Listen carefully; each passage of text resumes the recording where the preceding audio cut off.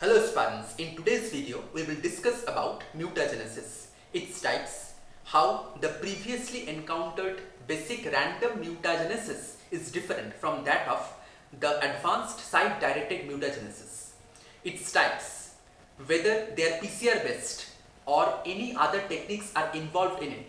All of these details will be discussed in today's video. Let's dive deep into it. The fact is, what exactly is mutagenesis? You all have identified a particular protein in your lab, suppose. Now, you want to know what exactly is the function of this protein within a given sample. In order to do that, you have to take the help of this particular technique where you can introduce a mutation within the genomic segment of that particular protein, and as a result, if the codon of a particular amino acid within that particular protein changes, then you can identify what exactly is the function of that protein that you are missing in this new sample. That is the main purpose of mutagenesis. Previously, scientists have came across the concept called random mutagenesis. In random mutagenesis, what they have done, they can introduce X-ray in a suppose E. coli cell plate. In a culture medium, they are applying X-ray or UV ray, something like that. So mutation can occur within those given samples. But take a deeper thought into it. Is this kind of a mutation actually helping you to understand if there is any kind of alteration within that protein? I guess no.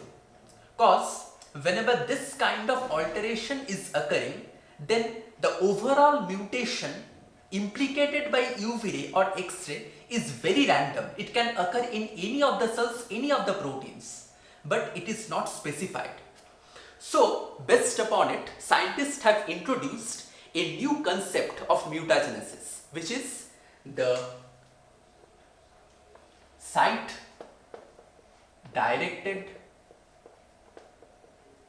mutagenesis.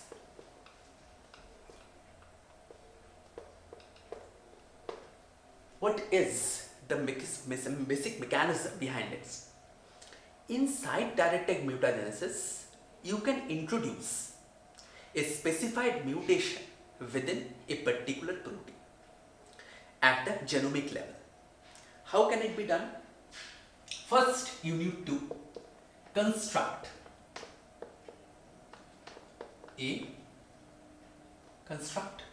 two primers.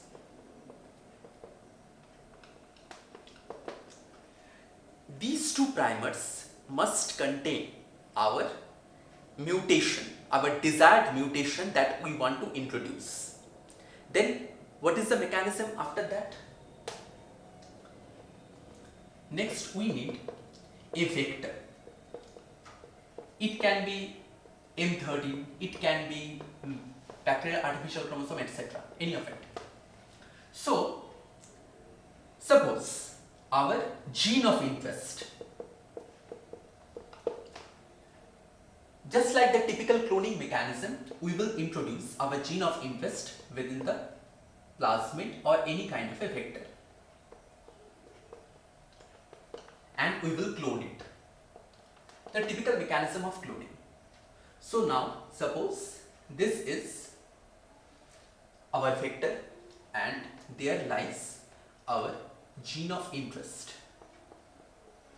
and we want to induce mutation within our gene of interest.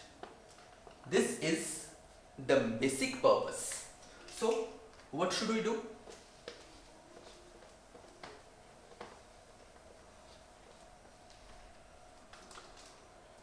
We must construct two primers.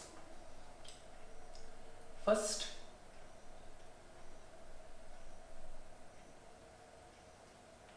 suppose this is our vector, the double-stranded one. Let's say this is the sequence T, C, G, C, T, A, T, T. And obviously this is a complementary sequence. There lies A, G, C, G, A, T, A, A. Suppose this is a sequence of our gene of interest. Now, as site-directed mutagenesis is majorly a PCR-based technique, so therefore the techniques, the steps that are involved over here is based upon the typical PCR-based aspects. So first, our cloned gene of interest containing vector is there. Then temperature 97 degrees Celsius is applied as the typical thermocycler demands it. So therefore, based upon it,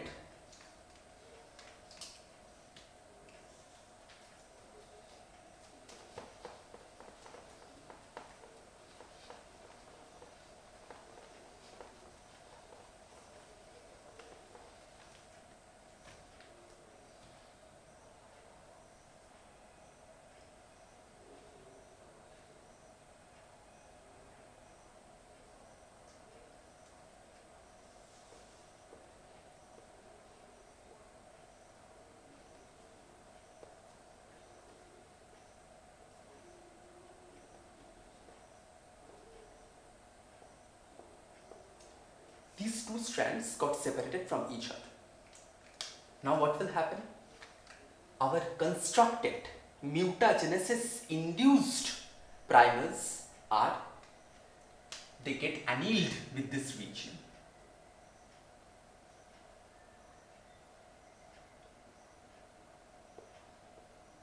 Now let's suppose the basic sequence is T, C, G, C, T, A, T, T, something like this.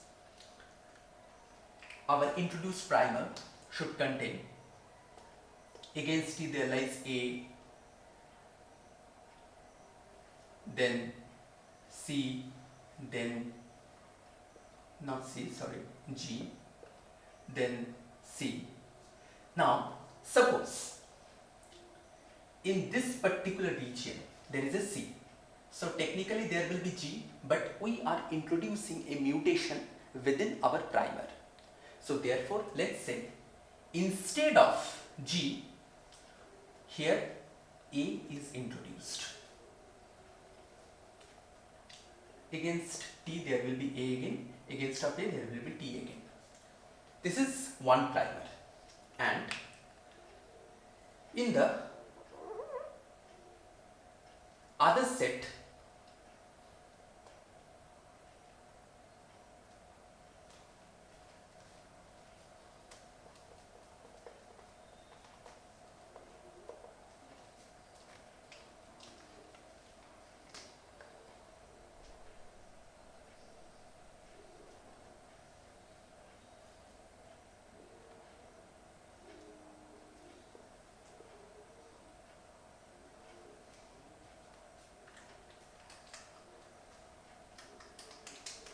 here the sequence is like A, G, C, G, A, T, A, something like this, as it is a complementary to the parental strand.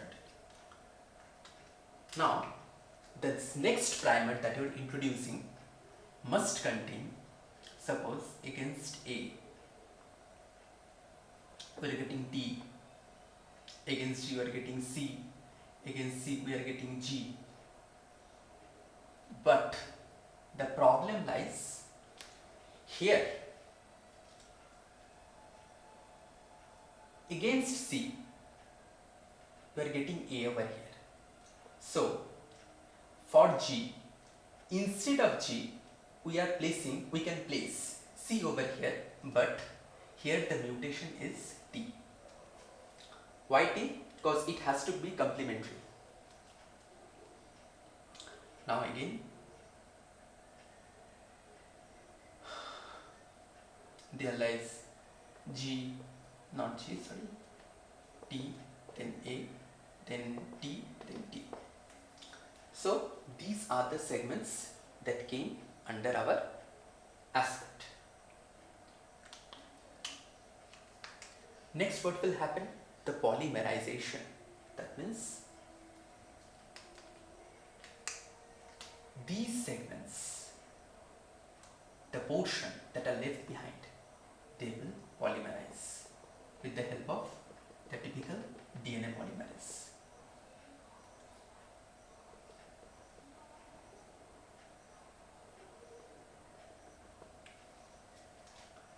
So now, at this state, there lies the parental strand, these two, as well as the mutagenesis induced strands.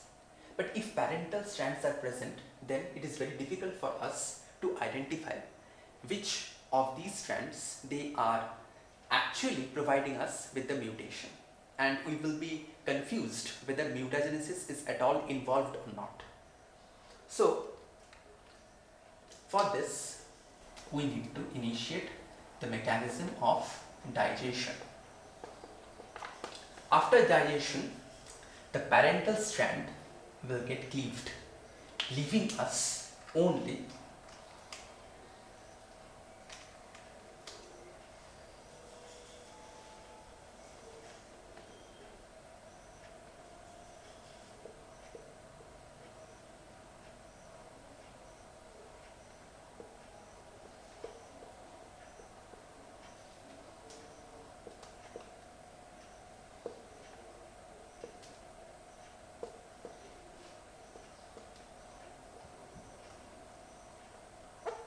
AGCA, AGCA, AAT, AGCA, AAT,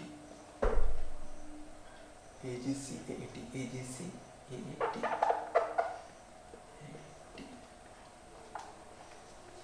Similarly, T, C,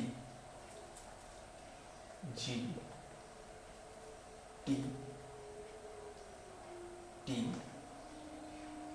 A. So the mutation is present within this particular, at the fourth position, 1, 2, 3, 4.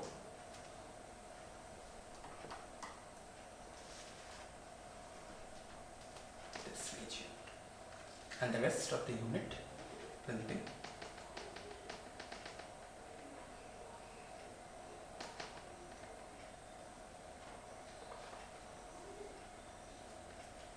now. There will be nicks in this region. Whenever this newly constructed recombinant